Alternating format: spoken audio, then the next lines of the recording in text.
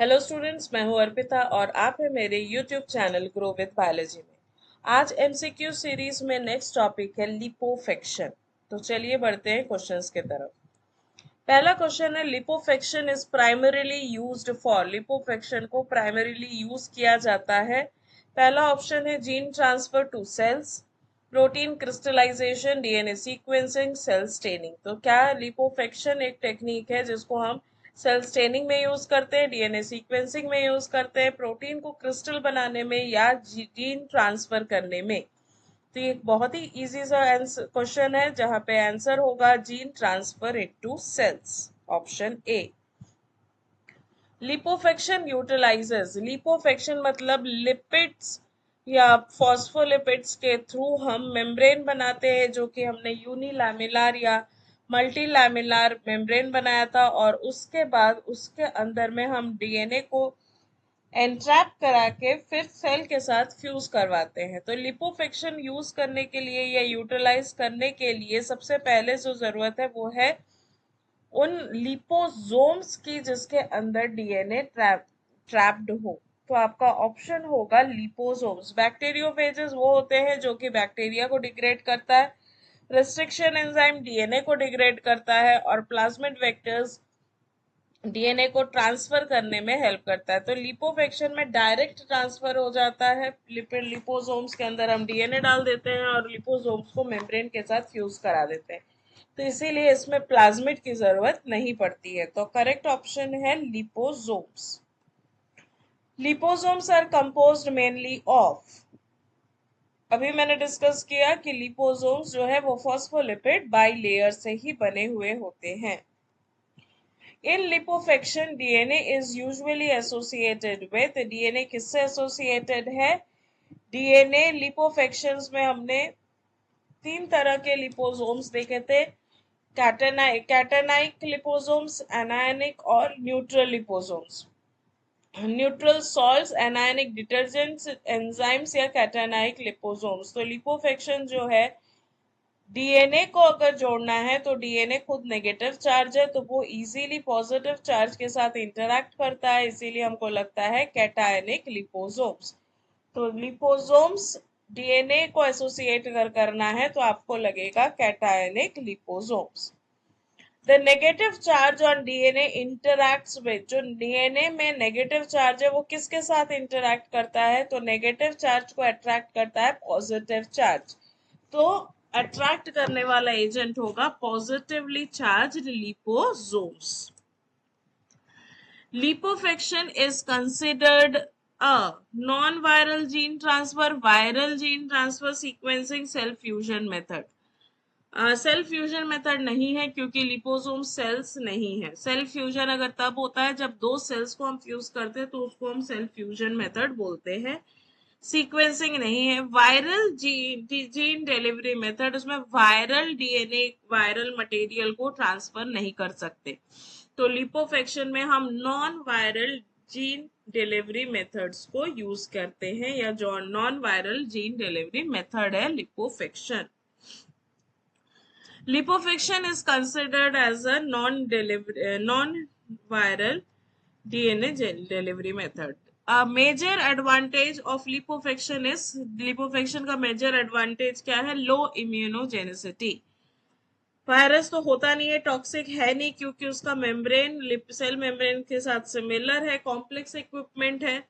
तो इसमें जो मेजर एडवांटेज है वो है कि इसका लो इम्यूनोजेनिसिटी है। Lipofection is widely used in, किस में सबसे ज्यादा यूज कर सकते हैं? सबसे ज्यादा यूज कर सकते हैं मैमेलियन सेल ट्रांसफेक्शन में, क्योंकि मैमेलियन सेल भी सेल मेम्ब्रेन का जो कंस्टिट्यूएंट है near to near similar constituent होता है लिपोफेक्शन में। The DNA lipofection complex is called as lipoplex. जहां पे हम डीएनए को लिपोसोम के साथ कॉम्प्लेक्स बनाते हैं तो उसको बोला जाता है लिपोफ्लेक्स। न्यूक्लियोसोम कॉम्प्लेक्स आपको डीएनए के अंदर मिलता है, प्लाज्मिडोम प्लाज्मिड के स्ट्रक्चर्स में मिलेगा, प्रोटियोम। तो ये सब में से जो करेक्ट ऑप्शन है वो है लिपोप्लेक्स। Which charge of liposome is most effective for DNA delivery? कौन सा चार्ज है सबसे इफेक्टिव डीएनए डिलीवरी? क्योंकि डीएनए नेगेटिव चार्ज होता है तो इसीलिए सबसे बेटर लिपोसोम होगा positive liposome. Liposuction includes nucleic acids into the cells mainly through endocytosis. Endocytosis के through nucleic acid easily cell के अंदर घुस सकता है. Liposuction can be used to deliver. लिपोफेक्शन को हम क्या डिलीवरी के लिए यूज कर सकते हैं? डीएनए और आरएनए दोनों के डिलीवरी मैकेनिज्म के लिए आप लिपोफेक्शन यूज कर सकते हैं. लिमिटेशन ऑफ लिपोफेक्शन इज, सबसे बड़ा लिमिटेशन क्या है? एप्लीकेशन नहीं है ऐसा है नहीं, सेलुलर अपटेक्स करता है, नो डीएनए बाइंडिंग, डीएनए भी बाइंड कराता है. तो जो लिमिटेशन है वो है वेरिएबल ट्रांसफेक्शन एफिशिएंसी. अगर 100 सेल्स में लिपोफेक्शन किया गया है तो कितने सेल्स में पॉजिटिव रिजल्ट या पॉजिटिवली ट्रांसफेक्शन होगा? ये जो है ये इसका रेट ऑफ ट्रांसफेक्शन ये कम है, इसीलिए यही इसका लिमिटेशन है. Variable transfection efficiency. आप हर बार गेस नहीं कर सकते कि कितने परसेंट में आपको सही रिजल्ट मिलेगा, हर बार चेंज हो सकता है. Lipofection is generally preferred over viral vectors because, lipofection को वायरल वेक्टर के ऊपर प्रेफर क्यों किया जाता है? क्योंकि लिपोफेक्शन ये काफी सेफर ऑप्शन है. वायरल, क्योंकि अभी आप सबने देखा है कोविड-19 वायरल से इन्फेक्शन था और वायरल का रेप्लिकेशन रेट इतना फास्ट है कि प्रॉब्लम्स ज्यादा होते हैं, इसीलिए लिपोफेक्शन जो है उसको ज्यादा प्रेफर किया जाता है क्योंकि ये सेफ है. विच of the following is not a gene transfer method? Gram staining gene transfer method नहीं है. लिपोफेक्शन, इलेक्ट्रोपोरेशन, माइक्रो इंजेक्शन, ये तीनों ही जीन ट्रांसफर मेथड है. तो कौन सा नहीं है? वो है ग्राम स्टेनिंग.